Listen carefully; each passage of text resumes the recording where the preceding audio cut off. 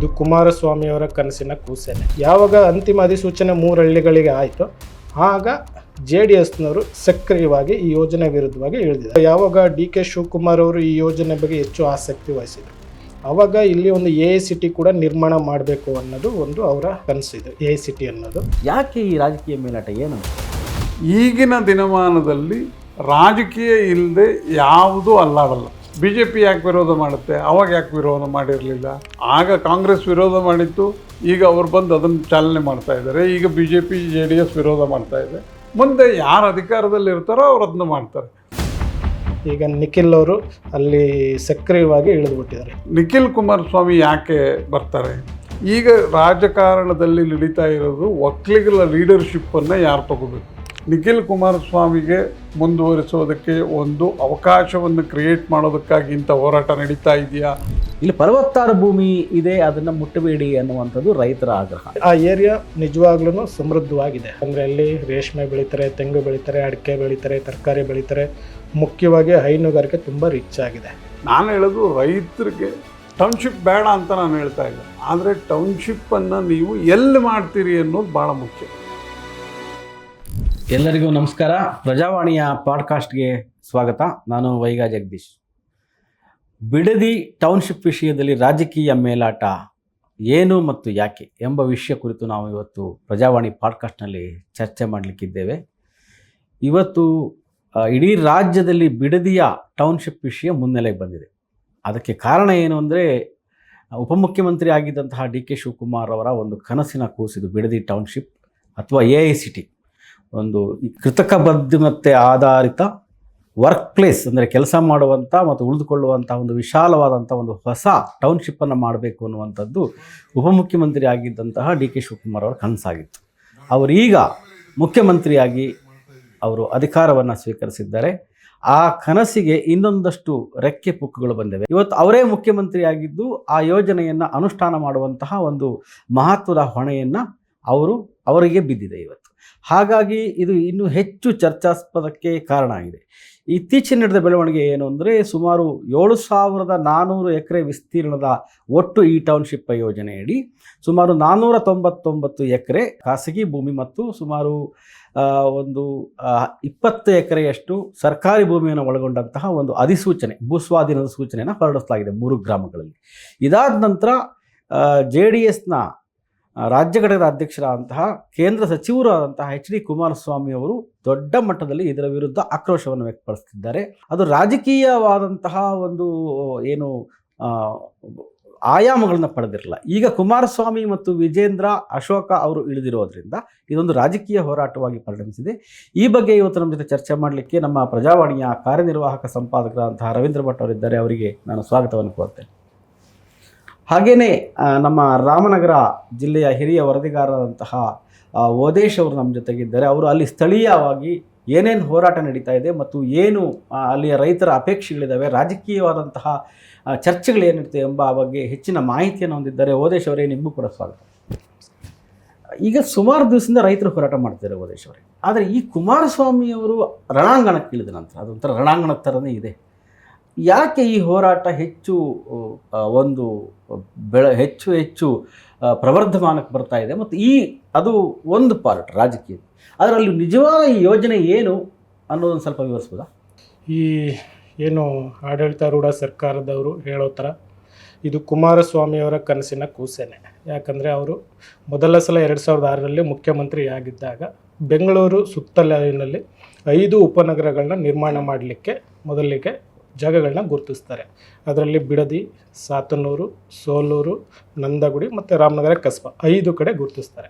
ಅದರಲ್ಲಿ ಮೊದಲನೆಯದಾಗಿ ಬಿಡದಿ ಏನು ಟೌನ್ಶಿಪ್ ಯೋಜನೆ ಅದನ್ನು ಅನುಷ್ಠಾನ ಮಾಡಲಿಕ್ಕೆ ಅವರ ಕಾಲದಲ್ಲಿ ಒಂದಷ್ಟು ಪ್ರಕ್ರಿಯೆಗಳು ಶುರುವಾಗ್ತಾ ಬರುತ್ತೆ. ಆದರೆ ಆ ಕಾಲದಲ್ಲಿ ಈ ಪಬ್ಲಿಕ್ ಪ್ರೈವೇಟ್ ಪಾರ್ಟ್ನರ್ಶಿಪ್ ಇದೊಂದು ಯೋಜನೆ. ಆ ಕಾಲದಲ್ಲಿ ಇವರು ಆ ಯೋಜನೆ ಅನುಷ್ಠಾನದ ಪ್ರಕ್ರಿಯೆಗಳು ಕೆಲವೊಂದು ಮುಗಿಯೋದ್ರಲ್ಲೇ ಅಧಿಕಾರನ ಕಳ್ಕೊಳ್ತಾರೆ.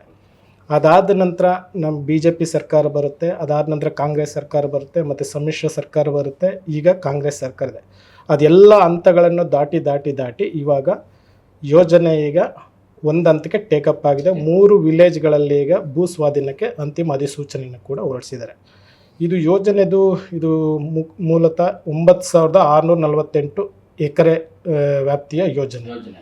ಆದರೆ ಈ ಯೋಜನೆ ಇದಾದ ಒಂದು 2 ವರ್ಷದಲ್ಲೇನೆ KADB ಅವರು 912 ಎಕರೆನ ಇದು ಇಂಡಸ್ಟ್ರಿಯಲ್ ಪರ್ಪಸ್ಸಿಗೋಸ್ಕರ ಆರೋಳ್ಯ ಕೈಗಾರಿಕಾ ಪ್ರದೇಶಕ್ಕೋಸ್ಕರ ಆ ಉಪನಗರ ಗುರುತಿಸಿದ್ದ ಏನು ಪ್ರದೇಶ ಇತ್ತು ಅದರಲ್ಲಿ ತಗೊಳ್ತಾರೆ. ರಿಮೈನಿಗೆ 8,500 ಎಕರೆ ಇದರಲ್ಲಿ ಸರ್ಕಾರಿ ಜಮೀನು ಎಲ್ಲ ಬಿಟ್ಟಾಗೆ 7,481 ಎಕರೆನಾಗ ಅಂತಿಮ ಅಧಿಸೂಚನೆಗೆ ಗುರುತಿಸಿದ್ದಾರೆ. ಅಂದರೆ ಈಗ ಇರೋದು ಯೋಜನಾ ಪ್ರದೇಶದ ವ್ಯಾಪ್ತಿ ಅಷ್ಟಿದೆ. ಈಗ ಅಷ್ಟು ಇದರಲ್ಲಿ ಈಗ 499 ಎಕರೆ 3 ಹಳ್ಳಿಗಳ ವಿಲೇಜ್ ವ್ಯಾಪ್ತಿಯಲ್ಲಿ ಈಗ ಅಂತಿಮ ಅಧಿಸೂಚನೆ ಆಗಿದೆ. ಉಳಿದ 6 ಹಳ್ಳಿಗಳಲ್ಲಿ ಅಧಿಸೂಚನೆ ಈ ತಿಂಗಳಲ್ಲಿ ಹೊರಬರುತ್ತೆ ಅಂತ ಎಲ್ಲ ಕಾಯ್ತಾ ಇದ್ದಾರೆ. ಯೋಜನೆ ಇದು ಬೆಂಗಳೂರು ಹೊರವಲಯದಲ್ಲಿ ಹೊಸ ಉಪನಗರಗಳು ನಿರ್ಮಿಸುವ ಮೂಲಕ ಬೆಂಗಳೂರು ಮೇಲಿರೋ ಒತ್ತಡನ ಕಡಿಮೆ ಮಾಡಬೇಕು ಅನ್ನೋದು ಒಂದು ಮುಖ್ಯವಾದ ಉದ್ದೇಶ. ಈಗ ಯಾವಾಗ DK ಶಿವಕುಮಾರ್ ಅವರು ಈ ಯೋಜನೆ ಬಗ್ಗೆ ಹೆಚ್ಚು ಆಸಕ್ತಿ ವಹಿಸಿದರು, ಆವಾಗ ಇಲ್ಲಿ ಒಂದು AICT ಕೂಡ ನಿರ್ಮಾಣ ಮಾಡಬೇಕು ಅನ್ನೋದು ಒಂದು ಅವರ ಇದು ಕನಸಿದೆ, AICT ಅನ್ನೋದು. ಹಾಗಾಗಿ ಉಪನಗರದಲ್ಲೇ ಒಂದು AICT ಕೂಡ ತಲೆ ಎತ್ತುತ್ತೆ ಅಂತ ಅವರು ಅಧಿಕೃತವಾಗಿ ಅದನ್ನು ಅವರು ಬಿಡದಿ ಟೌನ್ಶಿಪ್ ಅನ್ನೋದಕ್ಕಿಂತಲೂ ಹೆಚ್ಚಾಗಿ AICT ಅಂತಲೇ ಹೆಚ್ಚು ಒತ್ತು ಕೊಡ್ತಾ ಬರ್ತಿದ್ದಾರೆ. ಆರಂಭದಲ್ಲಿ ಇದು ಮೊದಲನೇ ಈಗ 2025 ಮಾರ್ಚ್ 13ಕ್ಕೆ ಇದು ಪ್ರಾಥಮಿಕ ಅಧಿಸೂಚನೆ ಆಗುತ್ತೆ. ಮಾರನೇ ದಿನದಿಂದಲೇ ರೈತರು ಅಲ್ಲಿ ಬೈರಮಂಗಲ ಅಂತ ಏನಿದೆ ಆ ಸರ್ಕಲಲ್ಲಿ ರೈತರು ಅನಿರ್ದಿಷ್ಟಾವಧಿ ಹೋರಾಟನ ಶುರು ಮಾಡ್ತಾರೆ. ಇಲ್ಲಿವರೆಗೂ 450 ದಿನಗಳನ್ನ ಪೂರೈಸಿದೆ. ಸತತ 1.5 ವರ್ಷ ಹೋರಾಟ ಮಾಡ್ತಾ ಬರ್ತಿದ್ದಾರೆ. ಅವ್ರದ್ದು ಆಗ ಹೋರಾಟ ಮಾಡ್ತಿದ್ದ ರೈತರ ವಾಯ್ಸು ಸ್ವಲ್ಪ ಸಣ್ಣದಾಗಿತ್ತು. ಅಲ್ಲಿ ಸ್ಥಳೀಯ ರೈತರನ್ನೇ ಆಗಾಗ ಎಲ್ಲ ಸೇರಿಕೊಳ್ಳೋ ಜಿಲ್ಲಾಧಿಕಾರಿ ಕಚೇರಿಗೆ ಪಾದಯಾತ್ರೆ ಮಾಡಿದರು. ಮತ್ತು ಬೇರೆ ಬೇರೆ ರೈತ ಸಂಘಟನೆಗಳು, ದಲಿತ ಪರ ಸಂಘಟನೆಗಳು, ಕನ್ನಡ ಪರ ಸಂಘಟನೆಗಳು ಇವರೆಲ್ಲ ಕೂಡ ಅವರ ಹೋರಾಟಕ್ಕೆ ಬೆಂಬಲನ ವ್ಯಕ್ತಪಡಿಸಿದರು.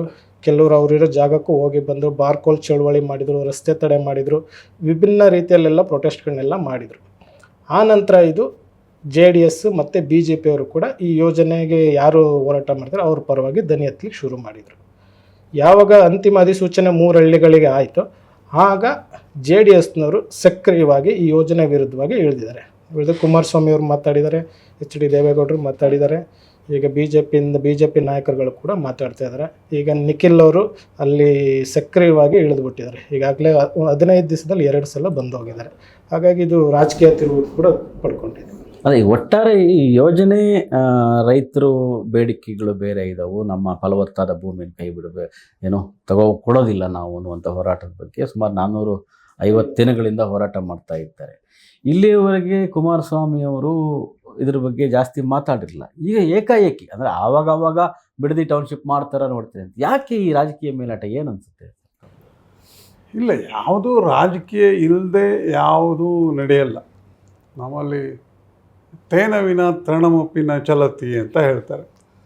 ಅಂದರೆ ಅವನ ದೇವರ ಅನುಗ್ರಹ ಇಲ್ಲದೆ ಯಾವುದೂ ಏನೂ ಆಗಲ್ಲ, ಒಂದು ಹುಲ್ಕಡ್ಡಿ ಕೂಡ ಅಲ್ಲಾಡಲ್ಲ. ಈಗಿನ ದಿನಮಾನದಲ್ಲಿ ರಾಜಕೀಯ ಇಲ್ಲದೆ ಯಾವುದೂ ಅಲ್ಲಾಡಲ್ಲ.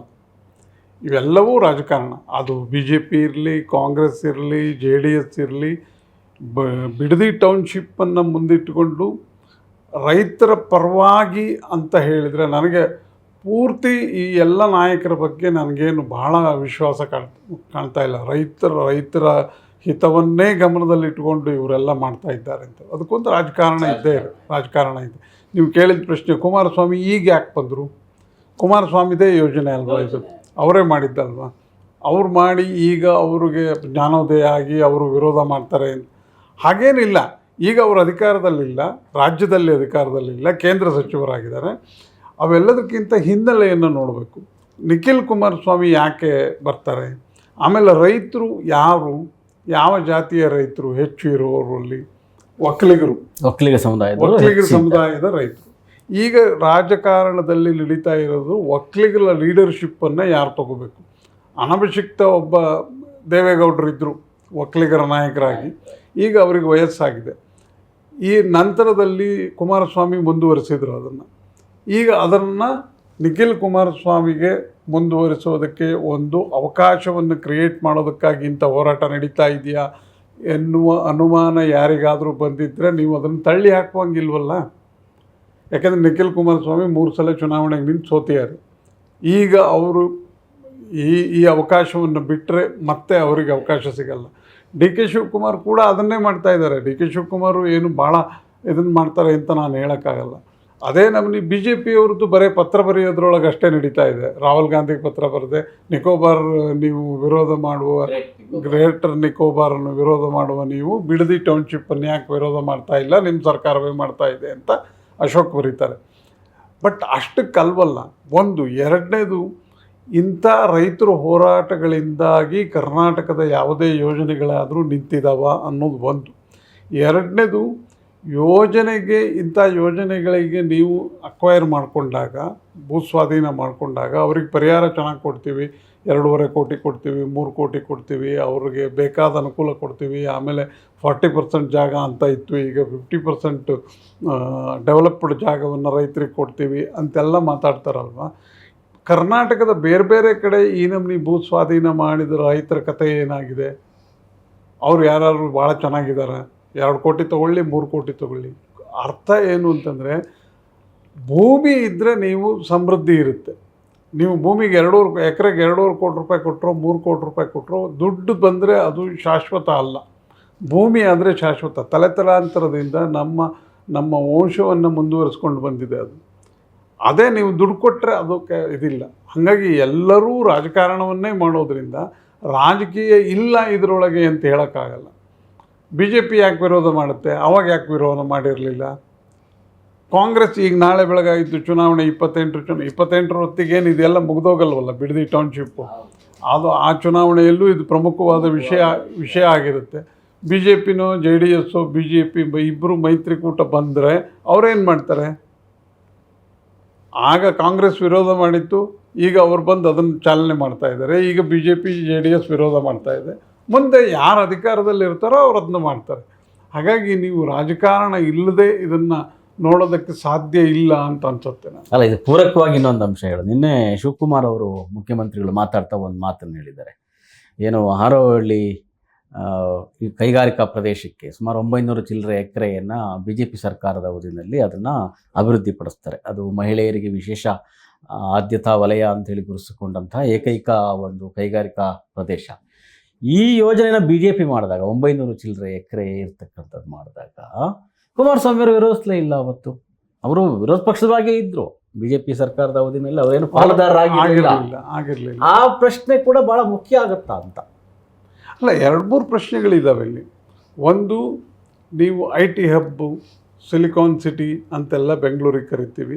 ಈಗ ಹೊಸದಾಗಿ ಮೊದಲು ಅದು ಶುರುವಾಗಿದ್ದು ಬೇರೆ ಕಾರಣಕ್ಕಾಗಿ ಬಿಡದಿ ಟೌನ್ಶಿಪ್.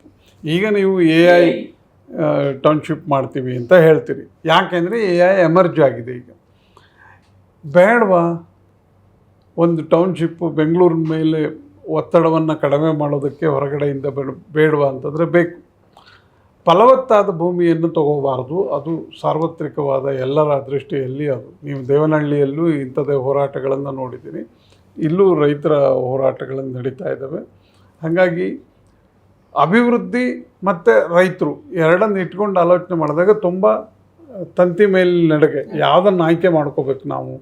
ನಮಗೆ ಅಭಿವೃದ್ಧಿನೂ ಬೇಕು, ರೈತರು ಬೇಕು, ರೈತರು ಚೆನ್ನಾಗಿರಬೇಕು. ಹಾಗಾಗಿ ಅದಕ್ಕೆ ಈಗ ಮುಖ್ಯಮಂತ್ರಿಗಳು ನಾನು ಮಾಡ್ತೇನೆ ಇದನ್ನು ಅಂತ ಹೇಳೋ ಬದಲು ರೈತರನ್ನು ಅವರ ಅಹವಾಲನ್ನು ಆಲಿಸಿ ಏನಾದರೂ ಒಂದು ಸಂಧಾನ ಮಾಡೋದಕ್ಕೆ ಸಾಧ್ಯ ಆದರೆ ಎಮಿಕೇಬಲ್ ಇಬ್ಬರಿಗೂ, ರೈತರಿಗೂ ಮತ್ತು ಅಭಿವೃದ್ಧಿ ಎರಡಕ್ಕೂ ಧಕ್ಕೆ ಆಗದ ರೀತಿಯಲ್ಲಿ ಇದನ್ನ ಚೆನ್ನಾಗಿ ಮಾಡೋದಕ್ಕೆ ಸಾಧ್ಯ ಆದರೆ ಅದು ಒಳ್ಳೆಯದು ಅಂತ ಅನ್ಸುತ್ತೆ. ಅದೇ ಒಂದು ಅಂಶಗಳನ್ನು ನೀವು ಆಗಲೇ ಪ್ರಸ್ತಾಪ ಮಾಡುವಾಗ ಕುಮಾರಸ್ವಾಮಿ ಅವರು 5 ಉಪನಗರಗಳನ್ನು ಮಾಡಬೇಕು ಅನ್ನುವಂತಹ ಒಂದು ಪ್ರಸ್ತಾವವನ್ನು ಅವತ್ತು ಮಾಡಿದ್ರು. ಅದರಲ್ಲಿ ಬಿಡದಿ ಕೂಡ ಒಂದು, ಸಾತ್ನೂರು ಒಂದು, ಇನ್ನೊಂದು ನಂದಗುಡಿ ಒಂದು, ಸೋಲೂರು ಒಂದು. ನಂದಗುಡಿದು ಏನಾಗೋಯ್ತು ಅಂದರೆ ಇದಕ್ಕಿಂತ ಫಲವತ್ತಾದ ಭೂಮಿ ಹೊಸಕೋಟೆ ತಾಲೂಕಿಂದು. ಅವತ್ತು ಮೇಧಾ ಪಾಟ್ಕರ್ ಅಂತವರು ನೇರವಾಗಿ ಬಂದು ಧರಣಿ ಕೂತು ಕೊನೆಗೆ ಅದು ಆ ಕಾಲಕ್ಕೆ 3,000 ಕೋಟಿ ರೂಪಾಯಿ ಎಲ್ಲ 3,000 ಕೋಟಿ ರೂಪಾಯಿ ಯೋಜನೆ. ಅದು ಕೊನೆಗೆ ಕುಮಾರಸ್ವಾಮಿ ಅವರು ಆ ಯೋಜನೆಯನ್ನು ಕೈ ಬಿಡ್ತಾರೆ, ಮಾಡೋಕ್ಕಾಗೋದಿಲ್ಲ. ರಾಜ್ಯಪಾಲರ ಆಳ್ವಿಕೆ ಬರ್ತದೆ, ರಾಜ್ಯಪಾಲರು ಅದನ್ನು ರಿಜೆಕ್ಟ್ ಮಾಡ್ತಾರೆ. ಇವತ್ತಿಗೂ ಜಾರಿ ಆಗಿಲ್ಲ ನಂದಗುಡಿ. ಯಾಕೆಂದರೆ ಇಷ್ಟೂ ಫಲವತ್ತಾದ ಭೂಮಿಯ ಕೆಲವು ಭಾಗಗಳನ್ನು ಒಳಗೊಂಡಿದೆ. ಅದು ಕೂಡ ಹಾಗೆಯೇ. ನೀವಾಗಲೇ ಮತ್ತೆ ದೇವನಹಳ್ಳಿಯ ಚನ್ನಪಟ್ಟಣದಲ್ಲಿ 1,780 ಎಕರೆ ಭೂಮಿ, ಅದು ಫಲವತ್ತಾದ ಭೂಮಿಯಾಗಿತ್ತು. ಮತ್ತು ಹೋರಾಟ ಎಷ್ಟು ದಿನ ಅದು ಸುಮಾರು 100 ದಿನಗಳ ಹೋರಾಟ ಮಾಡಿದ ನಂತರ ಯಾರು ರಾಜಕೀಯ ಪ್ರವೇಶ ಮಾಡಲಿಲ್ಲ. ಬಹುತೇಕ ಪ್ರಗತಿಪರರು, ರೈತ ಸಂಘಟನೆಗಳ ಹೋರಾಟಗಾರರು ಕೊನೆಗೆ ಸಿದ್ದರಾಮಯ್ಯನವರು ಒಂದು ತೀರ್ಮಾನವನ್ನು ತಗೊಂಡ್ರು, ನಾವು ಕೈ ಬಿಡ್ತೇವೆ ಅಂತ. ಇಲ್ಲಿ ಕೂಡ ಬಂದರೆ ಇಲ್ಲಿ ಫಲವತ್ತಾದ ಭೂಮಿ ಇದೆ, ಅದನ್ನು ಮುಟ್ಟಬೇಡಿ ಅನ್ನುವಂಥದ್ದು ರೈತರ ಆಗ್ರಹ. ನೀವು ಅವರ ವಿಡಿಯೋಗಳನ್ನು ನೋಡಿದ್ರೆ ತುಂಬ ತೆಂಗಿನ ಮರಗಳು, ರೇಷ್ಮೆ ಬೆಳೀತಾರೆ, ಹೈನುಗಾರಿಕೆ ಸುಮಾರು 6 ಲಕ್ಷ ಲೀಟರ್ ಒಟ್ಟು ಹಾಲುಗಳನ್ನು, ತರಕಾರಿ ಬೆಳೀತಾರೆ ಬೆಂಗಳೂರಿಗೆ. ಅಷ್ಟು ಫಲವತ್ತಾದ ಭೂಮಿಯನ್ನು ಒಳಗೊಂಡಿದೆಯಾ ಈ ಊರುಗಳೆಲ್ಲ? ನೀವು ಹೇಳಿದ ಒಟ್ಟು 26 ಹಳ್ಳಿ ಅಲ್ವಾ, ಅಂದರೆ ಕಂದಾಯ ಗ್ರಾಮಗಳು ಸೇರಿ ಮಜರೆ ಈಗ ಯೋಜನಾ ಪ್ರದೇಶದಲ್ಲಿ ಈಗ ಒಟ್ಟು 9 ಕಂದಾಯ ಗ್ರಾಮಗಳಲ್ಲಿ ಭೂಸ್ವಾಧೀನಕ್ಕೆ ಗುರುತಿಸಿರೋದು. ಅದರಲ್ಲಿ 26 ಗ್ರಾಮಗಳು ಬರ್ತವೆ. ಈ ಯೋಜನಾ ಪ್ರದೇಶ ಏನಿದೆ, ಒಂದು ಕಡೆ ಬಿಡದಿ ಇಂಡಸ್ಟ್ರಿಯಲ್ ಏರಿಯಾ, ಇನ್ನೊಂದು ಕಡೆ ನಮಗೆ ಹಾರೋಹಳ್ಳಿ ಇಂಡಸ್ಟ್ರಿಯಲ್ ಏರಿಯಾ, ಒಂದು ಕಡೆ ಬೆಂಗಳೂರು ಮೈಸೂರು ರಾಷ್ಟ್ರೀಯ ಹೆದ್ದಾರಿ 275 ಸಿಗುತ್ತೆ, ಇನ್ನೊಂದು ಪಕ್ಕದಲ್ಲಿ ನಮಗೆ ಬೆಂಗಳೂರು ಮತ್ತು ದಿಂಡಿಗಲ್ಲು ಹೆದ್ದಾರಿ ಎರಡರ ನಡುವೆ ಇದೆ. ಮತ್ತು ನಿಮಗೆ ಈ ಟೌನ್ಶಿಪ್ ಏರಿಯಾಗೆ ಒಂದು ಕಡೆಗೆ ರೈಲ್ವೆ ಸ್ಟೇಷನ್ ಕೂಡ ಇದೆ. ಈ ಏರಿಯಾ ಈಗ 20 ವರ್ಷ ಆಯ್ತಾ ಬಂತಿದೆ, ಈಗ ನನಗುದಿಗೆ ಬಿದ್ದಿತ್ತು, ಇವಾಗ ಟೇಕಪ್ ಆಗಲಿಕ್ಕೆ. ಈ ಏರಿಯಾ ಅವಾಗಿಂದ ಇಲ್ಲಿ ಯಾವುದೇ ವಾಣಿಜ್ಯಾತ್ಮಕ ಮತ್ತು ಅಭಿವೃದ್ಧಿಗೆ ಸಂಬಂಧಪಟ್ಟಂತೆ ಯಾವುದೇ ಒಂದು ಚಟುವಟಿಕೆಗಳು ಇಲ್ಲಿ ಮಾಡಬಾರ್ದು ಅನ್ನೋದು ಆಗ ಒಂದು ಅಧಿಸೂಚನೆ ಕೂಡ ಆಗಿತ್ತು. ಹಾಗಾಗಿ ಇಲ್ಲಿವರೆಗೂ ಆ ಏರಿಯಾದಲ್ಲಿ ಏನು ಅದೊಂದು 8 ರಿಂದ 10 ಕಿಲೋಮೀಟರ್ ಡಿಸ್ಟೆನ್ಸ್ ಇದೆ. ಈಗ ನಾವು ಬಿಡದಿ ಇಂಡಸ್ಟ್ರಿಯಲ್ ಏರಿಯಾದಿಂದ ಅಲ್ಲಿ ಈಗ ಒಡೆಯರಹಳ್ಳಿ ಅಂತ, ಈಗ ಹಾರೋಹಳ್ಳಿ ತಾಲೂಕು, ಅದು ಹಾರೋಹಳ್ಳಿ ಇಂಡಸ್ಟ್ರಿಯಲ್ ಏರಿಯಾಗೆ ಅಟ್ಯಾಚ್ಡ್ ಆಗಿರೋಂಥ ಒಂದು ಹಳ್ಳಿ. ಅಲ್ಲಿವರೆಗೂ ನಮಗೆ ಒಂದೇ ಒಂದು ಪೆಟ್ರೋಲ್ ಬಂಕ್ ಕೂಡ ಸಿಗಲ್ಲ, ಒಂದು ಲಾಡ್ಜ್ ಕೂಡ ಸಿಗಲ್ಲ, ಏನೂ ಸಿಗಲ್ಲ. ಮನೆಗಳು ಬಿಟ್ಟರೆ ಮತ್ತು ಕೃಷಿ ಚಟುವಟಿಕೆಗಳಿಗೆ ಮಾಡಿಕೊಂಡಿರುವಂಥ ಕೆಲವೊಂದು ಹೌಸ್ಗಳು ಬಿಟ್ಟರೆ ಬೇರೆ ಏನೂ ಸಿಗಲ್ಲ, ದೇವಸ್ಥಾನ ಈ ಥರದವು ಬಿಟ್ಟರೆ. ಹಾಗಾಗಿ ಆ ಏರಿಯಾ ನಿಜವಾಗ್ಲೂ ಸಮೃದ್ಧವಾಗಿದೆ, ಅದರಲ್ಲಿ 2 ಮಾತಿಲ್ಲ. ಯಾಕಂದರೆ ಅಲ್ಲಿ ರೇಷ್ಮೆ ಬೆಳೀತಾರೆ, ತೆಂಗು ಬೆಳೀತಾರೆ, ಅಡಿಕೆ ಬೆಳೀತಾರೆ, ತರಕಾರಿ ಬೆಳೀತಾರೆ, ಮುಖ್ಯವಾಗಿ ಹೈನುಗಾರಿಕೆ ತುಂಬ ರಿಚ್ ಆಗಿದೆ. ಹಾಗಾಗಿ ಮತ್ತು ಇನ್ನೊಂದು ಇದಕ್ಕೆಲ್ಲ ಮುಖ್ಯ ಕಾರಣ ಏನಂದರೆ ಅದೇ ಮಾರ್ಗವಾಗಿ ವೃಷಭಾವತಿ ಕೂಡ ಹರಿದು ಹೋಗುತ್ತೆ. ಅದು ತುಂಬ ಹಿಂದಿಂದ, ಇವಾಗ ವೃಷಭಾವತಿ ತುಂಬ ಕಲುಷಿತಗೊಂಡಿದೆ. ಹಾಗಾಗಿ ಆ ನೀರಿಂದ ಚರಂಡಿ ಆಗಿದೆ. ಆ ನೀರನ್ನು ಬಳಸಿ ಕೃಷಿ ಮಾಡಿದ್ರೆ ಹೇಗೆ ಅನ್ನೋದು ಒಂದಷ್ಟು ಅದು ಪ್ರತ್ಯೇಕವಾದ ಚರ್ಚೆ. ಆದರೆ ಆ ಭಾಗದಲ್ಲಿ ನಿಮಗೆ ಇರಿಗೇಟೆಡ್ ಲ್ಯಾಂಡು ತುಂಬ ಇದೆ ಎಲ್ಲ, ಮತ್ತು ಕಮರ್ಷಿಯಲ್ ಕ್ರಾಪ್ಸು. ಮತ್ತು ಒಬ್ಬೊಬ್ಬರು ಈಗ ಭೂಮಿ ಇಲ್ದಿರೋರು ಕೂಡ ಒಬ್ಬರು ಒಂದು ಹಸುನ ಕಟ್ಕೊಂಡು ತಿಂಗಳಿಗೆ 10-15 ಸಾವಿರ ದುಡ್ಕೊಂಡು ನೆಮ್ಮದಿಯಾಗಿ ಬದುಕ್ತಿದ್ದಾರೆ. ಹಾಗಾಗಿ ಇಷ್ಟು ಫಲವತ್ತಾದ ಭೂಮಿನ ನೀವು ಟೌನ್ಶಿಪ್ಪಿಗೆ ವಶಪಡಿಸ್ಕೊಂಡ್ರೆ ನಮ್ಮ ಬದುಕು ಬೀದಿಗೆ ಬರುತ್ತೆ ಅನ್ನೋದು ಅಲ್ಲಿ ಹೋರಾಟಗಾರರು ಇದ್ದಾರೆ. ಅಲ್ಲಿ ರೈತರು ಏನಿದ್ದಾರೆ, ಕೂಲಿ ಕಾರ್ಮಿಕರು ಇದ್ದಾರೆ, ಭೂ ರೈತರಿದ್ದಾರೆ, ಅವ್ರುಗಳೆಲ್ಲರದೂ ಅದೊಂದು ಹಾಗಾಗಿ ಬಿಟ್ಬಿಡಿ ಇದನ್ನು ಅನ್ನೋದು ಒಂದು ಅವ್ರದ್ದು ಒತ್ತಾಯ ಆಗಲೆಂದು ಇದೆ. ಮತ್ತು ಇನ್ನೊಂದು ಈಗ ಅಲ್ಲಿ ಮುಖ್ಯವಾದ ಅಂಶ ಏನಂದರೆ 1 ಎಕರೆಗಿಂತಲೂ ಕಡಿಮೆ ಜಮೀನು ಇರೋರ ಸಂಖ್ಯೆ, ಒಟ್ಟಾರೆ ಆ ಏರಿಯಾದು ಪಾಪ್ಯುಲೇಷನ್ 11,000, 7,500 ಖಾತೆದಾರರಿದ್ದಾರೆ. ಅಲ್ಲಿ ವಶಪಡಿಸ್ಕೊಳ್ಳೋ ಈಗ 7,481 ಜಮೀನಿಗೆ 7,500 ಖಾತೆದಾರರಿದ್ದಾರೆ. ಅಷ್ಟು ಜನ ಅವರು ತುಂಬ ಜಮೀನು, ಕೆಲವರಲ್ಲಿ 5 ಎಕರೆ ಜಾಸ್ತಿ ಇರೋರು, 10 ಎಕರೆ ಜಾಸ್ತಿ ಇರೋರು, ಈ ಥರದವರೆಲ್ಲ ಏನಿದ್ದಾರೆ ಅವರಿಗೆ ಟೌನ್ಶಿಪ್ ಬೇಕಿದೆ. ಅರ್ಧ ಎಕರೆ 1 ಎಕರೆ ಇರೋರಿಗೆ, ಕುಂಟೆ ಲೆಕ್ಕದಲ್ಲಿ ಇರೋರಿಗೆ, 1 ಎಕರೆಗಿಂತ ಕಡಿಮೆ ಇರೋರಿಗೆ ನಮ್ಮ ಬದುಕು ಬೀದಿಗೆ ಬರುತ್ತೆ. ನಾವು ನೆಕ್ಸ್ಟ್ ಬದುಕಿಗೆ ಎಲ್ಲಿ ಹೋಗ್ಬೇಕು, ನಾವು ಹಸು ಸಾಕೋಕ್ಕಾಗತ್ತಾ, ನೆಕ್ಸ್ಟ್ ಕೃಷಿ ಮಾಡ್ಲಿಕ್ಕಾಗತ್ತಾ, ರೇಷ್ಮೆ ಗೂಡು ಇದು ಮಾಡ್ಲಿಕ್ಕಾಗತ್ತಾ, ತೆಂಗಿನ ಮರಗಳು ಉಳಿಸ್ಕೊಳಕ್ಕಾಗತ್ತಾ? ಪರಿಹಾರ ನೀವು ಎಷ್ಟೇ ಕೊಡ್ಬೋದು, ಪರಿಹಾರ ನೀವು ಕೊಟ್ಟ ಹಣ ಒಂದಲ್ಲ ಒಂದು ದಿವಸ ಖಾಲಿ ಆಗುತ್ತೆ. ರವೀಂದ್ರ ಭಟ್ ಹೇಳಿದ್ರಲ್ಲ, ನೀವು 2 ಕೋಟಿ ಕೊಟ್ಟರು ಏನೂ ಆಗಲ್ಲ. ಹಾಗಾಗಿ ಅಭದ್ರತೆ ಕಾಡುತ್ತೆ. ಅಬದ್ಧ. ಅದಕ್ಕೆ ಅವ್ರು ಏನು ಹೇಳ್ತಿದ್ದಾರೆ, ನಾವು ಜೀವ ಕೊಡ್ತೀವಿ ಭೂಮಿ ಕೊಡಲ್ಲ ಅನ್ನೋದು ಅವರ ಸ್ಲೋಗನ್ನು. ಅದನ್ನೇ ಇಟ್ಕೊಂಡು ಈಗ ರಾಜಕೀಯ ಪ್ರವೇಶ ಈಗಷ್ಟೇ ಆಗಿದೆ. ಆದರೆ ಅವ್ರದ್ದೊಂದು ಸಣ್ಣ ಕೂಗು ಆರಂಭದ ದಿನಗಳು ಹಿಂದಿಲುವರೆಗೂ ಇದೆ. ಅದು ಮಾಧ್ಯಮಗಳ ಗಮನಕ್ಕೂ ಕೂಡ ಮಾಧ್ಯಮಗಳ ಅಟೆನ್ಷನ್ಗೂ ಕೂಡ ಸಿಕ್ಕಿದೆ. ಈಗ ಅದು ರಾಜಕೀಯ ತಿರುವು ಪಡ್ಕೊಂಡ್ಮೇಲೆ ತುಂಬ ಜೋರಾಗಿದೆ. ಅಲ್ಲ, ಯಾಕೆಂದರೆ ಸರ್ ನೀವು ಹೇಳಿದಾಗೆ ಈಗ ದೇವನಹಳ್ಳಿ ಏರ್ಪೋರ್ಟ್ಗೆ ಸುಮಾರು 4,800 ಎಕರೆ ಆ ಕಾಲದಲ್ಲಿ ವಶಪಡಿಸ್ಕೊಂಡ್ರು. ಆರಂಭದ ಹಂತದಲ್ಲಿ 35 ಲಕ್ಷ ಪರಿಹಾರವನ್ನು ಘೋಷಣೆ ಮಾಡಿದ್ರು, ಮತ್ತು ಕೆಲವರು ಕೋರ್ಟಿಗೆ ಹೋದರು. ಆಮೇಲೆ 50 ರಿಂದ 55 ಲಕ್ಷ ಆ ಕಾಲಕ್ಕೆ. ಇವತ್ತಲ್ಲಿ 1 ಎಕರೆ ಭೂಮಿ ದೇವನಹಳ್ಳಿ ವಿಮಾನ ನಿಲ್ದಾಣ ಸುತ್ತಮುತ್ತ 20 ಕೋಟಿ ಇದೆ ಎಕರೆ. ಸುಮಾರು ಒಂದು 3 ಕಿಲೋಮೀಟ್ರು 4 ಕಿಲೋಮೀಟ್ರು ಒಳಗಡೆ ಮುಖ್ಯ ರಸ್ತೆ ಇದೆ, ಏನು ನಾವು ಏರ್ಪೋರ್ಟ್ ರೋಡ್ ಅಂತ ಕರಿತೇವೆ, ಬಳ್ಳಾರಿ ರಸ್ತೆ. ಅಲ್ಲೇ 6.5 ಕೋಟಿ 7 ಕೋಟಿ ಎಕರೆಗೆ ಹೇಳ್ತಿದ್ದಾರೆ. ಏರ್ಪೋರ್ಟ್ ಬ್ಯಾಕ್ ಸೈಡ್ ಬಂದರೆ 12 ಕೋಟಿ 10 ಕೋಟಿ ಹೇಳ್ತಾ ಇದ್ದಾರೆ. ಬಾಗ್ಲೂರು ಕಡೆ ಏನಲ್ಲಿ ಇಂಡಸ್ಟ್ರಿಯಲ್ ಏರಿಯಾ ಆಗಿದೆ ಅಲ್ಲೆಲ್ಲ 12 ಕೋಟಿ 15 ಕೋಟಿ ಹೇಳ್ತಾ ಇದ್ದಾರೆ. ನೀವು 50 ಲಕ್ಷ 35 ಲಕ್ಷ ಕೊಟ್ಟರೆ ರೈತರು ಇವತ್ತು 15 ಕೋಟಿ. ಬಹುಶಃ ಇಲ್ಲಿಯ ರೈತರ ಆತಂಕ ಕೂಡ ನಾವು ಇವತ್ತು ಮಾರಿದರೆ, ಇಲ್ಲಿ ಈಗ ಇವರಾಗಲೇ ಓದೇಶ್ ಅವ್ರು ಹೇಳಿದಂಗೆ ಟೊಯೋಟಾದವ್ರದ್ದು ಒಂದು ದೊಡ್ಡದಾದಂತಹ ಕೈಗಾರಿಕಾ ಪ್ರದೇಶ ಇದೆ. ಅದು ಆ ಕಡೆ ಸೈಡು ಹಾರೋಹಳ್ಳಿಯ ಕೈಗಾರಿಕಾ ಪ್ರದೇಶ ಇದೆ. ಮಧ್ಯೆ ಒಂದಷ್ಟು ಪ್ಯಾಚಸ್ ಮಾತ್ರ ಇವತ್ತು ಉಳ್ಕೊಂಡಿದೆ. ಎರಡು ರಸ್ತೆಗಳ ಮಧ್ಯೆ ಇರತಕ್ಕಂತಹ, ಅಂದರೆ ಕನಕಪುರ ರಸ್ತೆ ಮತ್ತು ರಾಮನಗರ ಏನು ಎರಡು ದಿಂಡಿಗಲ್ ರಸ್ತೆ ಮತ್ತು ಕನಕಪುರ ರಸ್ತೆ ಮಧ್ಯೆ ರೈತರು ಅವತ್ತು ನಾನು ಸುಮಾರು ಸರಿ ನೋಡಿದ್ದೇನೆ ದೇವ, ಬಹುತೇಕ ಎಲ್ಲ ಆ ದುಡ್ಡು ಬಂತಲ್ಲ 35 ಲಕ್ಷ, ಕೆಲವರು ಬುದ್ಧಿವಂತರು ಏನು ಮಾಡಿದ್ರು, ಪಕ್ಕದೂರಲ್ಲಿ ಹೋಗಿ ಜಮೀನು ತಗೊಂಡ್ರು, ರಿಯಲ್ ಎಸ್ಟೇಟಿಗೆ ಹಾಕಿದ್ರು. ಬಹುತೇಕರು ಏನು ಮಾಡಿದ್ರು, ದೊಡ್ಡ ಕಾರ್ ತಗೊಂಡ್ರು, ಬೆಂಗಳೂರಲ್ಲಿ ಯಾವುದೋ, ಯಾಕೆಂದ್ರೆ ಹತ್ತಿರ ಅಲ್ವ ಬೆಂಗಳೂರಿಗೆ, ಇಲ್ಲಿ ಬಂದು ಹೋಟ್ಲಲ್ಲಿ ಖರ್ಚು ಮಾಡಿದ್ರು. 6 ತಿಂಗಳಲ್ಲಿ ಎಲ್ಲ ದುಡ್ಡು ಖರ್ಚಾಗಿ ಹೋಗಿ ಕೊನೆಗೆ ಬೆಂಗಳೂರು ಸೆಕ್ಯೂರಿಟಿ. ಅದಕ್ಕೆ ನಾನು ಹೇಳೋದು, ದುಡ್ಡು ಅನ್ನೋದು ಆಸ್ತಿ ಅಲ್ಲ ಅಂತ. ಬುದ್ಧಿವಂತರ ಆಸ್ತಿ ಮಾಡಿದ್ರು, ಯಾಕೆಂದ್ರೆ ಅವ್ರು ಕೆಲವರು ಬೆರಳೆಣಿಕೆಯವರು ಬೆರಳೆಣಿಕೆಯವರು ಅಷ್ಟೇ ಮಾಡ್ತಾರೆ. ಆದರೆ ಯಾವಾಗಲೂ ದುಡ್ಡು ಅನ್ನೋದು ಆಸ್ತಿ ಅಲ್ಲ, ಜಮೀನೇ ಆಸ್ತಿ. ನೀವು ಅದನ್ನು ಉಳಿಸೋದಕ್ಕೆ ಪ್ರಯತ್ನ ಪಡಬೇಕು. ಆಮೇಲೆ ದೇವನಹಳ್ಳಿ ಚನ್ನಪಟ್ಟಣದಲ್ಲಿ ಏನು ಹೋರಾಟ ನಡೀತು, ಅದಕ್ಕೆ ಯಾವ ರೀತಿಯ ಸಪೋರ್ಟ್ ಸಿಕ್ತು, ಅಷ್ಟು ಸಪೋರ್ಟು ಟೌನ್ಶಿಪ್ನಲ್ಲಿ ಸಿಗ್ತಾ ಇಲ್ವೇನೋ. ಬಿಡದಿ ಟೌನ್ಶಿಪ್ನಲ್ಲಿ ಬರೀ ರೈತರು ಮಾತ್ರ ಇದ್ದಾರೆ, ರಾಜಕಾರಣಿಗಳು ಬರ್ತಾ ಇದ್ದಾರೆ ಅಷ್ಟೇ. ಬಿಟ್ಟರೆ ಬೇರೆ ಸಾಮಾನ್ಯ ವರ್ಗದ ಜನ ಅಥವಾ ಪ್ರಗತಿಪರರು, ಸಾಹಿತಿಗಳು, ಕಲಾವಿದರು ಅವ್ರು ಯಾರೂ ಅಲ್ಲಿಗೆ ಬರ್ತಾ ಇಲ್ಲ. ಅದು ಕೂಡ ಚಿಂತೆ ಮಾಡಬೇಕಾದ.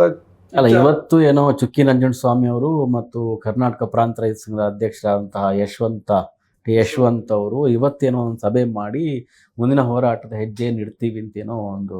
ಅದೇ ಅವೆಲ್ಲ ನಡೀತದೆ, ಅದು ನಡಿಬೇಕು. ನಾನು ಹೇಳೋದು ರೈತರಿಗೆ ಟೌನ್ಶಿಪ್ ಬೇಡ ಅಂತ ನಾನು ಹೇಳ್ತಾ ಇಲ್ಲ, ಆದರೆ ಟೌನ್ಶಿಪ್ಪನ್ನು ನೀವು ಎಲ್ಲಿ ಮಾಡ್ತೀರಿ ಅನ್ನೋದು ಭಾಳ ಮುಖ್ಯ. ಅಲ್ಲ, ಹಾಂ ಸರ್. ಈಗ ಪೂರಕ ಇನ್ನೊಂದು ಪ್ರಶ್ನೆ ಸರ್. ಡಿ ಕೆ ಶಿವಕುಮಾರ್ ಉಪಮುಖ್ಯಮಂತ್ರಿಯಾಗಿ ಬೆಂಗಳೂರು ಅಭಿವೃದ್ಧಿ ಸಚಿವರಾದಂಥ ಸಂದರ್ಭದಲ್ಲಿ ಒಂದು ಮಾತನ್ನು ಹೇಳ್ತಾರೆ, ರಾಮನಗರ ಹೆಸರನ್ನು, ಅದು ಕುಮಾರಸ್ವಾಮಿ ಅವರು ರಾಮನಗರವನ್ನು ಹೆಸರು ಕೊಟ್ಟದ್ದು. ಅಲ್ಲಿವರೆ ರಾಮನಗರ ಜಿಲ್ಲೆ ಅಂತ ಇರಲಿಲ್ಲ, ಅದು ಬೆಂಗಳೂರು ಗ್ರಾಮಾಂತರ ಜಿಲ್ಲೆಯ ಭಾಗ ಆಗಿತ್ತು. ಶಿವಕುಮಾರ್ ಅವರು, ಅಂದರೆ ಕುಮಾರಸ್ವಾಮಿ ಅವರು ಮಾಡಿದ ಒಂದು ಇದನ್ನು ಹಿಂದಕ್ಕೆ ತಳ್ಳಿ ಬೆಂಗಳೂರು ದಕ್ಷಿಣ ಅಂತ ಘೋಷಣೆ ಮಾಡಿದ್ರು. ಅದಾದ ನಂತರ ಬೆಂಗಳೂರು ಪಶ್ಚಿಮ ಅಂತ ಘೋಷಣೆ ಮಾಡಿ, ತುಮಕೂರು ಬೆಂಗಳೂರು ಅಂತ ಘೋಷಣೆ ಮಾಡಿ, ಬೇರೆ ಬೇರೆ ಪರಮೇಶ್ವರ್ ಹೇಳ್ತಾರೆ ನಾವು ತುಮಕೂರನ್ನು ಸೇರಿಸ್ಬಿಡಿ ಅಂತ. ಸೊ ಅವಾಗ ಒಂದು ಮಾತನ್ನು ಡಿ ಕೆ ಶಿವಕುಮಾರ್ ಹೇಳ್ತಾರೆ, ನಾನು ಇದನ್ನು ಬ್ರ್ಯಾಂಡ್ ಬೆಂಗಳೂರಿನ ಒಂದು ಭಾಗವಾಗಿ ಇದನ್ನು ಬೆಳೆಸ್ತೇನೆ, ಬೆಂಗಳೂರಿಗೆ ಏನು ಬೆಲೆ ಇದೆಯೋ ಆ ಬೆಲೆಯನ್ನು ನಮ್ಮ ಬೆಂಗಳೂರು ದಕ್ಷಿಣಕ್ಕೆ ತರ್ತೇನೆ, ಅದಕ್ಕಾಗಿ ಬೆಂಗಳೂರು ಸೇರಿಸ್ತಾ ಇದ್ದೇನೆ. ಮತ್ತು ಇಲ್ಲಿಯ ಭೂಮಿ ಮತ್ತು ಯಾರು ಭೂಮಿಯನ್ನು ಹೊಂದಿದಾರೋ ಅವರಿಗೆ ದೊಡ್ಡ ಮೊತ್ತದ ವ್ಯಾಲ್ಯೂ, ಅಂದರೆ ಅವರ ಮೌಲ್ಯ ಏನಿದೆ, ಭೂಮಿಯ ವ್ಯಾಲ್ಯೂ ಹೆಚ್ಚಾಗುತ್ತೆ ಅಂತ. ಇದು ಉಲ್ಟಾಗಿದೆ ಅಂತ ಅನಿಸ್ತಾ ಇಲ್ಲ. ಅಂದರೆ ವ್ಯಾಲ್ಯೂ ಹೆಚ್ಚಾಗೋದು ಹೌದು, ಅದರ ಲಾಭ ಯಾರಿಗೆ? ಯಾರು ರಿಯಲ್ ಎಸ್ಟೇಟ್ ಮಾಡ್ತಾರೋ ಅವರಿಲ್ಲ. ಇದರಿಂದ ಒಂದು ರಿಯಲ್ ಎಸ್ಟೇಟ್ ಮಾಫಿಯಾ ಒಂದು ಸಣ್ಣ ಮಟ್ಟಕ್ಕೆ ಕೆಲಸ ಮಾಡ್ತಾ ಇದೆ ಅಂತ ಅನಿಸ್ತಾ ಇದೆ. ಸಣ್ಣ ಮಟ್ಟ ಅಂತೇನಿಲ್ಲ, ನಾವು ಯಾವುದನ್ನು ಹೈಡ್ ಮಾಡಬೇಕಾಗಿಲ್ಲ, ಯಾವುದೂ ಸಣ್ಣ ಮಟ್ಟದಲ್ಲಿ ನಡೆಯಲ್ಲ, ಇಡೀ ಎಲ್ಲವೂ ದೊಡ್ಡ ಮಟ್ಟದಲ್ಲೇ ನಡೀತದೆ. ಯಾಕೆ ಅದನ್ನ ಮಾಡಬೇಕು? ಬ್ರ್ಯಾಂಡ್ ವ್ಯಾಲ್ಯೂ ಬೆಂಗಳೂರು, ಎಲ್ಲವೂ ಬೆಂಗಳೂರು ಅಂತ. ನೀವು ಇಡೀ ಕರ್ನಾಟಕವನ್ನು ಹಂಗೆ ಮಾಡ್ಬೋದಲ್ಲ, ಕರ್ನಾಟಕ ಹೆಸರು ಬದಲಿಸಿ ಬೆಂಗಳೂರು ರಾಜ್ಯ ಅಂತ ಮಾಡ್ಬೋದಲ್ಲ. ಹಂಗಲ್ಲ ಅದು. ನನಗೆ ಮುಖ್ಯವಾಗಿ ರೈತರದ್ದು ಸಮಸ್ಯೆ ಇದಿಲ್ಲ. ಈಗಾಗಲೇ ಬೆಂಗಳೂರಿನ ಸುತ್ತಮುತ್ತ ಇರುವ ಸಾವಿರಾರು ಎಕರೆ ರೈತರು ಕಳ್ಕೊಂಡಿದ್ದಾರೆ ಬೇರೆ ಬೇರೆ ಕಾರಣಕ್ಕಾಗಿ. ಅದು ಎಕ್ಸ್ಟೆನ್ಷನ್ ಮಾಡೋದಕ್ಕೆ, ಉಪನಗರ ಮಾಡೋದಕ್ಕೆ, ಕೈಗಾರಿಕೆ ಮಾಡೋದಕ್ಕೆ, ಎಲ್ಲದಕ್ಕೂ ಸುತ್ತಮುತ್ತಲಿರುವ ಎಲ್ಲ ಜಮೀನುಗಳು ಹೋಗಿದ್ದಾವೆ. ಅವ್ರ ಪರಿಸ್ಥಿತಿ ಏನಿದೆ? ಅವ್ರೇನು ಬಂಗಾರ ಆಗಿದೆಯಾ? ಡಿ ಕೆ ಶಿವಕುಮಾರ್ ಹೇಳಿದಾಗೇ ಒಂದು ಎಕರೆಗೆ ನೀವು ಹೇಳಿದ್ರಲ್ಲ 12 ಕೋಟಿ 15 ಕೋಟಿ ತೊಗೊಂಡ ರೈತರ ಪರಿಸ್ಥಿತಿ ಹೇಗಿದೆ? ಅವ್ರು ಭಾಳ ತಗೊಂಡಿಲ್ಲ. ಅವ್ರಿಗೆ ಸಿಕ್ಕಿರೋದು 55 ಲಕ್ಷ ವ್ಯಾಲ್ಯೂ ಇವತ್ತಿರೋದು ಆ ಭೂಮಿ ಇವತ್ತು. ಅದೇ ಅವ್ರು ತಗೊಂಡಿದ್ದ 55 ಲಕ್ಷ ಪರಿಹಾರ. ಈಗ ಇವತ್ತು ಇಲ್ಲಿ 2.5 ಕೋಟಿ ಕೊಡ್ತೀನಿ ಅಂತಂದ್ರೆ 20 ಕೋಟಿ ಆಗ್ಬೋದಲ್ಲ? ಹಾಗೇ ಆಗುತ್ತೆ ಅದು ಅಲ್ವಾ? ಅಂದರೆ ನೀವು ಯಾರೋ ಲಾಭ ಮಾಡೋದಕ್ಕೆ ಆಲೋಚನೆ ಮಾಡ್ತಾ ಇದ್ದಾರೆ ಅನ್ನೋದಂತೂ ಸತ್ಯ. ಅದೇ ಕಾರಣಕ್ಕಾಗಿ ಸಾಮಾನ್ಯ ಜನರು, ರೈತ ಸಂಘದವರು ಬರೋಕ್ಕಿಂತ ಮುಂಚೆ ರಾಜಕಾರಣಿಗಳು ಬಂದಿದ್ದಾರೆ ಅಲ್ಲಿಗೆ ಹೋರಾಟಕ್ಕೆ. ಅಂದರೆ ಇದು ನಿಜವಾದ ಅರ್ಥದಲ್ಲಿ ಹೋರಾಟ ಆಗ್ತಾ ಇಲ್ವೇನೋ, ರಾಜಕೀಯ ಹಿತಾಸಕ್ತಿಯೇ ಅದೇ ಬಹಳ ಮುಖ್ಯ ಇದೆ ಅಂತ.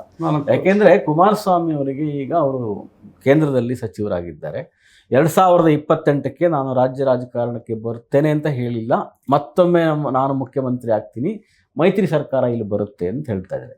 ಒಕ್ಕಲಿಗ ಮತ ಬ್ಯಾಂಕ್ ಇರ್ತಕ್ಕಂತಹ ಏನು ಬೆಂಗಳೂರಿಂದ ಹಿಡಿದು ಮೈಸೂರುವರೆಗೆ ಅಥವಾ ಈ ಕಡೆ ತುಮಕೂರುವರೆಗೆ, ಕೋಲಾರ ಚಿಕ್ಕಬಳ್ಳಾಪುರದಲ್ಲಿ ಇಲ್ಲಿ ತಮ್ಮ ಪ್ರಾಬಲ್ಯವನ್ನು ಮರುಸೃಷ್ಟಿಸಿಕೊಳ್ಳುವಂತಹ ಅನಿವಾರ್ಯತೆ ಕುಮಾರಸ್ವಾಮಿಗಿದೆ. ನೀವಾಗಲೇ ಆರಂಭದಲ್ಲಿ ಪ್ರಸ್ತಾಪ ಮಾಡ್ದಂಗೆ ಒಕ್ಕಲಿಗರು ಇಲ್ಲಿ 10-80% ಅಲ್ಲಿ ಒಕ್ಕಲಿಗರು ಇದ್ದಂಗಿದ್ದಾರೆ. ಪರಿಶಿಷ್ಟ ಜಾತಿ, ಪರಿಶಿಷ್ಟ ಸಮುದಾಯ ಮತ್ತು ಮುಸ್ಲಿಂ ಸಮುದಾಯದಲ್ಲಿ ಇದ್ದಾರೆ. ಆದರೆ ಅವರೆಲ್ಲ ಭಾಳ ಕಡಿಮೆ ಪ್ರಮಾಣದಲ್ಲಿ ಮತ್ತು ಭೂ ಹಿಡುವಳಿ ಕಡಿಮೆ ಇದೆ. ಇವರ ಭೂಮಿಯನ್ನು ಉಳಿಸ್ಕೊಟ್ರೆ ನಾನು ಒಕ್ಕಲಿಗರ ಮತಗಳನ್ನು ಗಳಿಸ್ಬೋದು ಅನ್ನೋದು ಕುಮಾರಸ್ವಾಮಿಯ ಒಂದು ಅಪೇಕ್ಷೆ. ಕುಮಾರಸ್ವಾಮಿಗೂ ಅದೇ, ಡಿ ಕೆ ಶಿವಕುಮಾರ್ಗೂ ಅದೇ. ಅಷ್ಟರೊಳಗೆ ಭೂಮಿ ಕಳ್ಕೊಂಡ್ರೆ ರೈತರು ಡಿ ಕೆ ಶಿವಕುಮಾರ್ ವಿರುದ್ಧ ಆಗ್ತಾರಲ್ವ. ಭೂಮಿ ಕಳ್ಕೊಂಡ್ರೆ ತಗೊಂಡಿರೋರ್ಗೆ ಇರೋದಲ್ಲ ಪರಿಹಾರ. ಹಿಂದೆ ನಾನು ವಿಡಿಯೋಗಳನ್ನು ನೋಡ್ತಾ ಇದ್ದೀನಿ, ನೀವು ನೋಡಿರ್ಬೇಕು ಅನ್ಸುತ್ತೆ. ನನಗಂತೂ ಭೂಮಿ ಮಾಡಕ್ ಆಗ್ತಾ ಇಲ್ಲ. ನಾನು ಎಷ್ಟು ಪರಿಹಾರ ಕೊಡ್ತಾರೋ ನನಗೆ 2,07,00,000 2,70,00,000ವರೆಗೇನೋ ಅಲ್ಲಿ ಇರುವ ಮರಗಳು, ತೆಂಗು, ಪಾಯ, ರೇಷ್ಮೆ ಮರಗಳ ಮೇಲೆ ಭೂಮಿಯ ಬೆಲೆ ನಿಗದಿ ಮಾಡ್ತಾ ಇದ್ದಾರೆ. ಕೊಟ್ಟು ಹೋಗ್ತೀವಿ ಅನ್ನುತ್ತಿದ್ದಾರೆ. ಆ ಥರದವ್ರು ಮೋಸ್ಟ್ಲಿ ಡಿ ಕೆ ಶಿವಕುಮಾರ್ ಪರ ಇರ್ಬೋದು. ಎರಡು ವಿಭಜನೆ ಆಗ್ಬೋದು. ನನಗೇನು ಅದು ಈಗ ಬೆಂಗಳೂರಿಗೆ ಸೇರಿಸ್ಬೇಕಪ್ಪ ಒಟ್ಟಾರೆ ಬಿಡದಿಯನ್ನು, ರಾಮನಗರವನ್ನು ಬೆಂಗಳೂರಿಗೆ. ರಾಮನಗರ ಸೇರಿದ ಮೇಲೆ ಮಂಡ್ಯ ಯಾಕೆ ಬಿಡ್ತಾರೆ ಅಂತ ಗೊತ್ತಿಲ್ಲ ನನಗೆ. ಮಂಡ್ಯ ಸೇರಿದ ಮೇಲೆ ಮೈಸೂರು ಸೇರಿರ್ಬೋದು. ಹಾಗೆ ಎಲ್ಲವೂ ಬೆಂಗಳೂರು, ಮೋಸ್ಟ್ಲಿ ಕಾವೇರಿ ಬೆಂಗಳೂರು ಅಂತ ಮಾಡ್ಬೋದು. ಹಂಗೆ ಮಾಡಿದ್ರೆ ಕಾವೇರಿ ಅಲ್ಲೇ ಬಟ್ ನಾನು ಹೇಳೋದು ಇದರೊಳಗೆ ರಾಜಕಾರಣ ಮಾಡಬೇಡಿ ಅಂತ. ನೀವು ನಿಜವಾದ ಸಮಸ್ಯೆ ಏನಿದೆ ಅದು ಅಧ್ಯಯನ ಮಾಡಿ. ಅದೇನಾದ್ರು ಆಗಿದೆಯಾ ಟೌನ್ಶಿಪ್ ಮಾಡೋದಕ್ಕೆ? ಆಗಿಲ್ಲ. ಸಾಮಾಜಿಕ ಧಾರಣಾ ಸಾಮರ್ಥ್ಯ ಏನಿದೆ, ಏನು ಚರ್ಚೆ, ಸೋಷಿಯಲ್ ಇಂಪ್ಯಾಕ್ಟ್ ಸರ್ವೆ ಕೂಡ ಆಗಿಲ್ಲ ಅಂತ ವಿನಾಯಿತಿ ಕೊಟ್ಟಿದ್ದಾರೆ. ಅದಕ್ಕೆ ವಿನಾಯಿತಿ ತಗೊಂಡಿದ್ದಾರೆ. ಅದು ರಾಜಕೀಯ. ಸೋಷಿಯಲ್ ಪರಿಣಾಮ, ಸಾಮಾಜಿಕ ಪರಿಣಾಮ ಅಧ್ಯಯನ ಆಗ್ಬೇಕು. SI social impact survey SIS ಆಗ್ಬೇಕಾಗಿತ್ತು, ಆಗಿಲ್ಲ. ಅದಕ್ಕೆ ವಿನಾಯಿತಿ ಕೊಟ್ಟಂತ ಯೋಜನೆ ಅಂತ. ಅಂದ್ರೆ ನನಗೆ ಬೇಕಾದದ್ದಕ್ಕೆ ನಾನು ಇಟ್ಕೋತೀನಿ, ಸಾಮಾಜಿಕ ಇದನ್ನ ಬೇಡದೆ ಓದಕ್ಕೆ ಬಿಟ್ಬಿಡ್ತೀನಿ ಅಂತಂದ್ರೆ ಅರ್ಥ ಇಲ್ಲ. ಅದಕ್ಕೆ ನನಗೆ ಮುಖ್ಯವಾಗಿ ರೈತರಿಗೆ ಒಳ್ಳೇದಾಗಬೇಕಷ್ಟೆ. ಎಲ್ಲರ ಇದ್ರೊಳಗೂ ಅಷ್ಟೇ. ನೀವು ಟೌನ್ಶಿಪ್ ಮಾಡ್ತಿರೋ, AI ಟೌನ್ಶಿಪ್ ಮಾಡ್ತಿರೋ, ಬಿಡದಿ ಟೌನ್ಶಿಪ್ ಮಾಡ್ತಿರೋ, ಕೈಗಾರಿಕೆ ಮಾಡ್ತಿರೋ, ಇನ್ನೊಂದೇನು ವಿಮಾನ ನಿಲ್ದಾಣ ಮಾಡ್ತಿರೋ, ಮತ್ತೊಂದು ಮಾಡ್ತಿರೋ, ಅದು ಬೇರೆ. ಆದರೆ ರೈತರಿಗೆ ಅನುಕೂಲ ಆಗುತ್ತಾ? ರೈತರಿಗೆ ಧಾರಣಾ ಶಕ್ತಿಯನ್ನು ನೋಡೋದು ಒಂದು ಕಡೆ, ರೈತರ ಬದುಕನ್ನು ನೋಡೋದು ಒಂದು ಕಡೆ. ಅವೆರಡನ್ನೂ ನೋಡ್ಬೇಕಲ್ಲ. ನೀವು ಇಂಡಸ್ಟ್ರಿ ಬಂದರೆ ನಟ್ಟು ಬೋಲ್ಟ್ ತಿನ್ನಕ್ಕಾಗಲ್ಲ, ಏನು ನೆಕ್ಕಕ್ಕೂ ಬರಲ್ಲ. ಇಲ್ಲ, ಅಲ್ಲಿ ಏನು ತೆಂಗು ಬೆಳಿತಾರೋ, ಭತ್ತ ಬೆಳಿತಾರೋ, ರಾಗಿ ಬೆಳಿತಾರೋ ಅದನ್ನೇ ತಿನ್ಬೇಕು ಮನುಷ್ಯ ಕೊನೆಗೆ. ಇನ್ನೂ ನಾವು ಟ್ಯಾಬ್ಲೆಟ್ ತಿಂದು ಬದುಕುವಂಥ ಯಾರೋ ಸೈನಿಕರು ಮತ್ತು ಮೇಲೆ ಹೋಗ್ತಾರಲ್ಲ, ಬಾಹ್ಯಾಕಾಶಕ್ಕೆ ಹೋಗುವಂಥವ್ರು ಮಾತ್ರ ನೋಡ್ಕೊಂಡು ನಾವೆಲ್ಲ ಆ ಸ್ಟೇಜಲ್ಲಿ ಇಲ್ಲ. ಮತ್ತು ಅದು ನಮಗೆ ಎಟ್ಕೋತಿರ್ತೀವಲ್ಲ. ಹಾಗಾಗಿ ರೈತರದ್ದೇ ಪ್ರಮುಖವಾದ ಅಂಶ. ಓದೇಶ್ವರ ಒಂದು ನಿನ್ನೆ ಬಾಲಕೃಷ್ಣ ಅವರು, ಮಾಗಡಿಯ ಶಾಸಕರ ಅಂತ HC ಬಾಲಕೃಷ್ಣ ಅವರು ಒಂದು ಮಾತು ಹೇಳ್ತಾ ಇದ್ರು. ಒಂದು ವಿಡಿಯೋವನ್ನು ತೋರಿಸ್ತಾ ಇದ್ರು. ಕುಮಾರಸ್ವಾಮಿ ಅವರು ಈ ಯೋಜನೆಯನ್ನು ಜಾರಿ ಮಾಡಿದಾಗ 40% ಅಭಿವೃದ್ಧಿ ಈ ಭೂಮಿಯನ್ನು ಕೊಡ್ತೇವೆ ಅಂತ ಕುಮಾರಸ್ವಾಮಿ ಹೇಳಿದರು. ಆದರೂ ರೈತರನ್ನ ಒಪ್ಪಿಸೋದಕ್ಕೆ ರೈತರು ಅವತ್ತು ಒಪ್ಪಲಿಲ್ಲ ಅಂತ. ಅವತ್ತು ಕಾಂಗ್ರೆಸ್ ವಿರೋಧ ಇತ್ತು. ಇದೇ ಕುಮಾರಸ್ವಾಮಿ, ಬಾಲಕೃಷ್ಣ ಅವತ್ತು JDS ಎಲ್ಲ ಇದ್ರು ಬಿಡಿ, ಅವರು ಕಾಂಗ್ರೆಸ್ನವ್ರು ವಿರೋಧ ಇದ್ರು. ಅವತ್ತು ಏನು ಬಾಲಕೃಷ್ಣ ಇವತ್ತು ವಿರೋಧ ಮಾಡ್ತೀನಿ ಪರವಾಗಿದ್ದಾರೆ ಅವರು. ಈಗಲೂ ಅವತ್ತು ಸಮರ್ಥನೆ ಮಾಡ್ತಿದ್ರು ಕುಮಾರಸ್ವಾಮಿ ಇರೋ ಕಾರಣಕ್ಕೆ. ಇವತ್ತು ಡಿ ಕೆ ಶಿವಕುಮಾರ್ ಇರೋ ಕಾರಣಕ್ಕೆ ಸಮರ್ಥನೆ ಮಾಡ್ತಾ ಇದ್ರು. ರಾಜಕಾರಣ ಹೇಗಿದೆ ನೋಡಿ.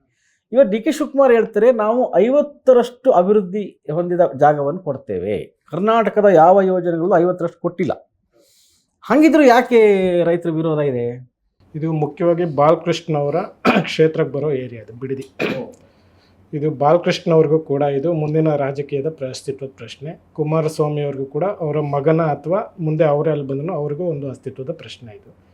ಶಿವಕುಮಾರ್ ಅವರಿಗೆ ಈಗ ಇಡೀ ರಾಮನಗರ ಜಿಲ್ಲೆಯಲ್ಲಿರೋ 4 ಕ್ಷೇತ್ರಗಳು ಕಾಂಗ್ರೆಸ್ ಪಾಲಾಗಿವೆ. ಈಗ JDS ಅಲ್ಲಿ ಶೂನ್ಯ ಆಗಿದೆ.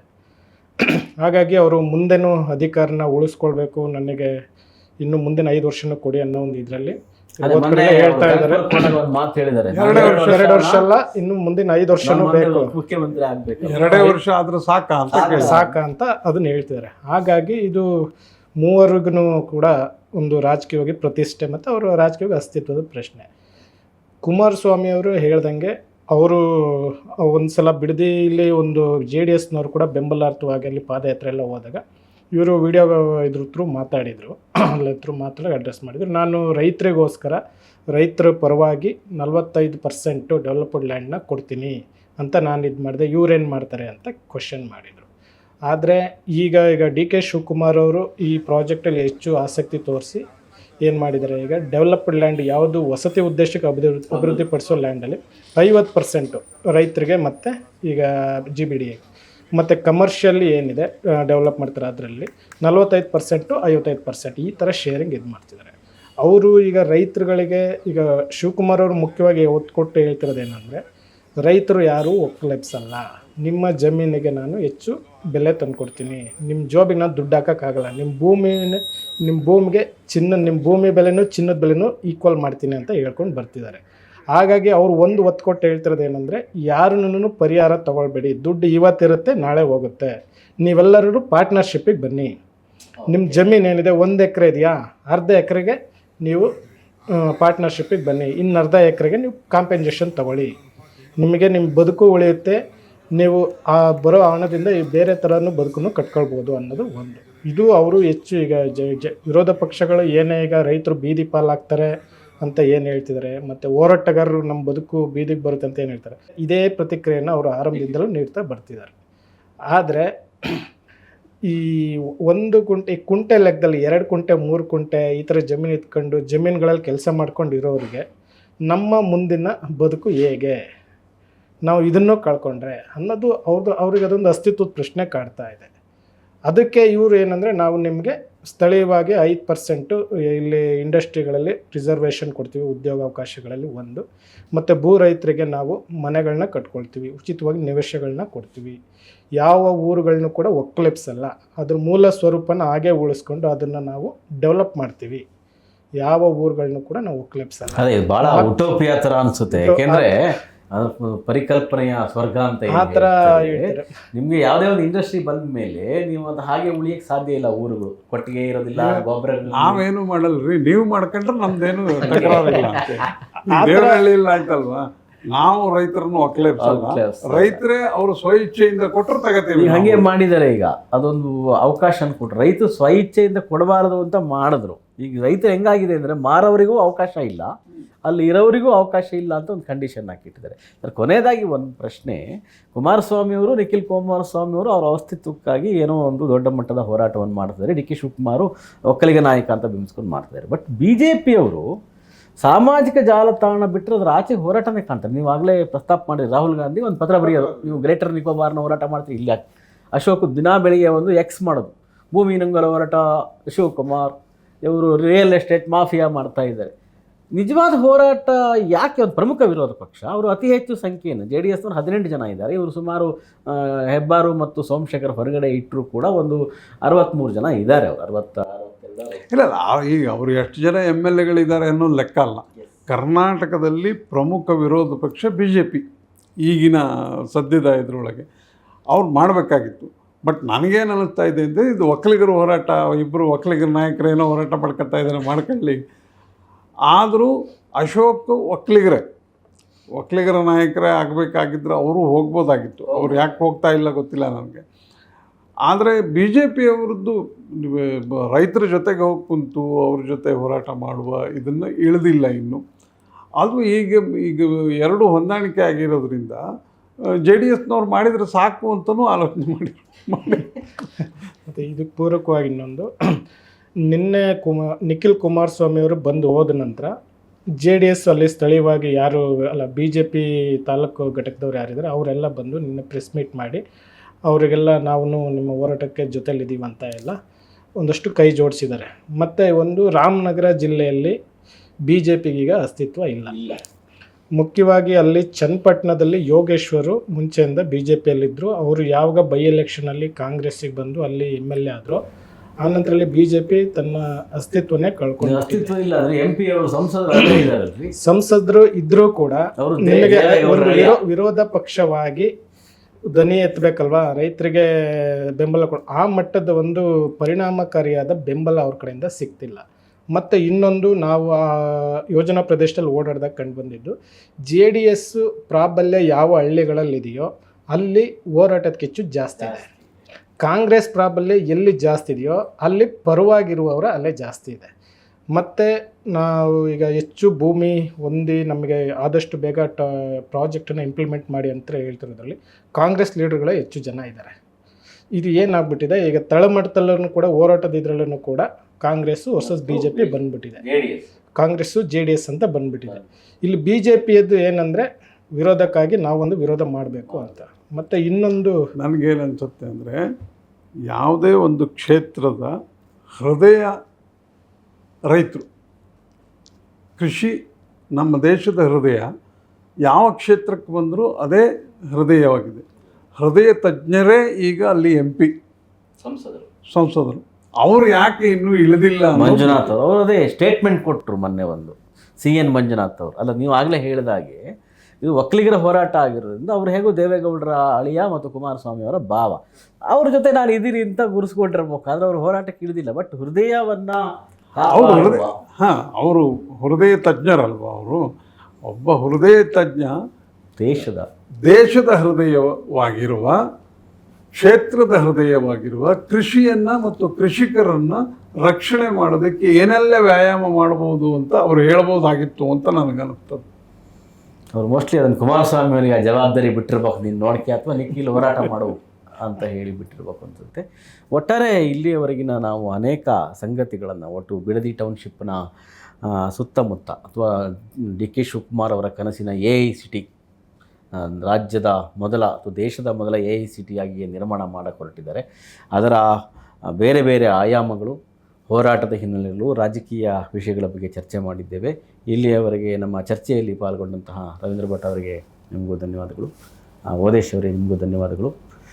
ವೀಕ್ಷಕರೇ, ಇಲ್ಲಿಯವರೆಗೆ ನಮ್ಮ ಚರ್ಚೆಯಲ್ಲಿ ಬಿಡದಿ ಟೌನ್ಶಿಪ್ನ ಹಿಂದಿನ ರಾಜಕೀಯಗಳೇನು, ಅಲ್ಲಿ ಇರ್ತಕ್ಕಂಥ ರೈತರ ಸಂಕಷ್ಟಗಳೇನು, ರೈತರು ಯಾಕೆ ಭೂಮಿ ಬಿಟ್ಟುಕೊಡೋದಕ್ಕೆ ನಾವು ಮತ್ತೆ ತಬ್ಬಲೆಗಳಾಗಿ ಅಥವಾ ನೀರಿನಿಂದ ಹೊರಬಿದ್ದ ಮೀನಿನಂತೆ ಪರಿತಪಿಸಬೇಕಾಗುತ್ತೆ ಅನ್ನೋ ಕಾರಣಕ್ಕಾಗಿ ಅಲ್ಲಿ ಒಂದು ಅರ್ಧ ಎಕರೆ ಹಿಡುವಳಿ ಇರತಕ್ಕಂತಹ ರೈತರು ಯಾಕೆ ವಿರೋಧಿಸ್ತಾ ಇದ್ದಾರೆ, ಇದರ ಹಿಂದೆ ಕಾಂಗ್ರೆಸ್ ಮತ್ತು JDSನ ರಾಜಕೀಯ ಏನಿದೆ, ಕುಮಾರಸ್ವಾಮಿ ಅವರು ತಮ್ಮ ಮಗನಿಗೆ ಆ ಕ್ಷೇತ್ರವನ್ನು ಭದ್ರಗೊಳಿಸೋ, ಆ ಕ್ಷೇತ್ರ ಅನ್ನೋಕ್ಕಿಂತ ಮುಖ್ಯವಾಗಿ ರಾಮನಗರ ಜಿಲ್ಲೆಯಲ್ಲಿ ಹಿಡಿತವನ್ನು ಹೆಚ್ಚು ಮಾಡುವಂಥದ್ದು, ಮತ್ತು ಮಾಗಡಿಯ ಕ್ಷೇತ್ರದ HC ಬಾಲಕೃಷ್ಣ ಅವರು ತಮ್ಮ ಉಳಿವನ್ನು ಉಳಿಸ್ಕೊಳ್ಳೋದು, DK ಶಿವಕುಮಾರ್ ಮತ್ತು ಅವರ ಸೋದರ ಅಂತ DK ಸುರೇಶ್ ಅವರು ರಾಮನಗರದ ಮೇಲೆ ತಮ್ಮ ಹಳೆಯ ಹಿಡಿತವನ್ನು ಮರುಸ್ಥಾಪನೆಗೆ, ಆಗಲೇ ಶಾಸಕರಿದ್ದಾರೆ ಆದರೆ ಸಂಸದ ಸ್ಥಾನ ಅವರು ಕಳ್ಕೊಂಡಿದ್ದಾರೆ, ಮರುಸ್ಥಾಪಿಸುವ ಯತ್ನದ ಒಟ್ಟಾರೆ ಒಂದು ಚರ್ವಿಚತುರ್ಯುತ ರಾಜಕಾರಣ ಏನಿದೆ ಅದು ರಾಮನಗರದ ಅಥವಾ ಬಿಡದಿಯ ಟೌನ್ಶಿಪ್ನ ಹೋರಾಟದ ಸದ್ಯಕ್ಕೆ ಮುನ್ನೆಲೆಯಲ್ಲಿದೆ. ಮುಂದೆ ಗೊತ್ತಿಲ್ಲ, ರೈತ ಸಂಘಟನೆಗಳು, ಬೇರೆ ಬೇರೆ